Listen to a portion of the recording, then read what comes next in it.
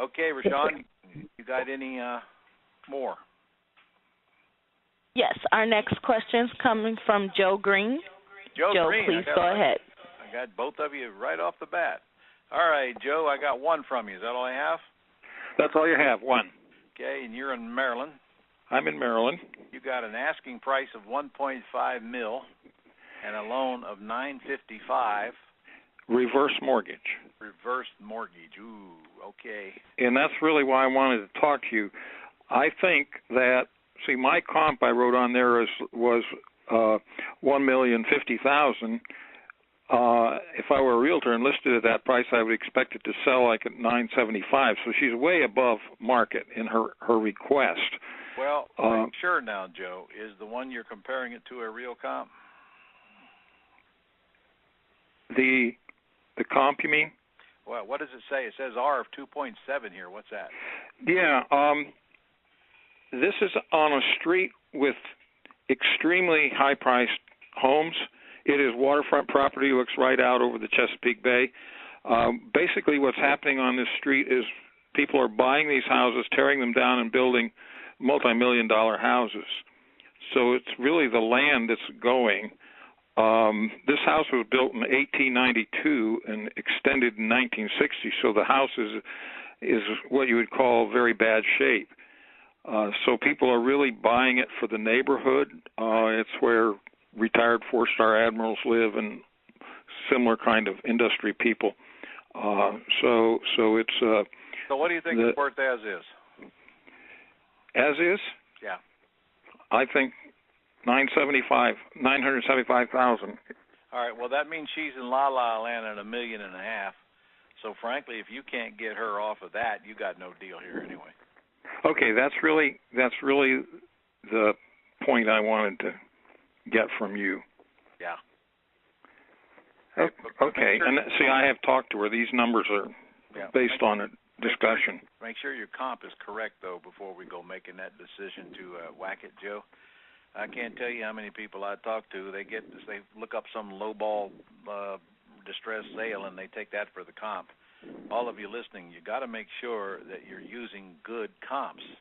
Now, this house is only 2,261 square feet, 5-bedroom, 4-bath, but since it's overlooking the Chesapeake Bay, obviously there's a lot of value there because it certainly wouldn't be worth $1 million, even over $1 million, 2,200 square feet if it weren't on the water in most places.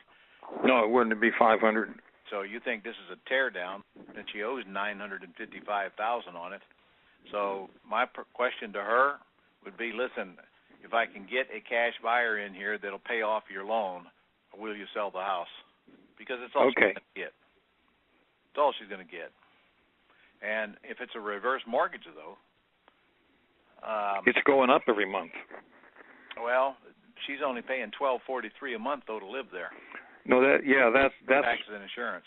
Right. That's what it costs her to live there. Right. So she's really not that motivated to move, what I can see. She's down. I think that's a little bit true.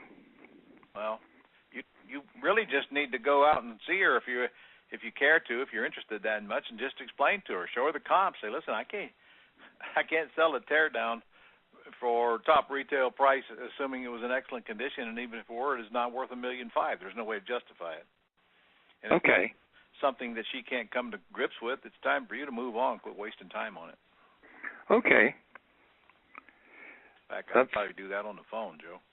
Just call her up and tell her the facts on the phone, see how she reacts. Okay. You know, that's what I'll do. Anyway, it's a reverse mortgage, so I don't really like the idea of doing a terms deal on it. Lease option, maybe. Well, you can't do terms because it has to be paid off when she moves out of the house. Well, it does if the bank learns about it. It's true. But we have done reverse mortgages where we put a lease option tenant buyer in there and give them a short fuse to go get financed, like a year or less. Oh, okay. Yeah, and, worst case, the bank finds out and calls it due. Take them longer than that anyway. Best case, they don't find out or they don't care, and that's usually what happens. They don't find out or they don't care. They got enough to do, without creating problems when somebody's making them a payment. Either way, the best out on this is a cash sale anyway, and that's probably what's going to happen to it because somebody's going to come in and write a check and tear it down. That's what I think would happen. Well, you don't see anybody rebuilding an 1892 house there, do you? No, I don't. That's why I think and you know, the two properties right next on each side of it. That's exactly what's happened, and they put like $2.5 million houses on them.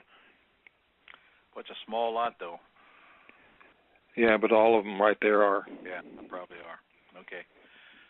Well, make one phone call, Joe, and if it's dead, it's dead, and move on. Just one lead. Plenty more. Okay.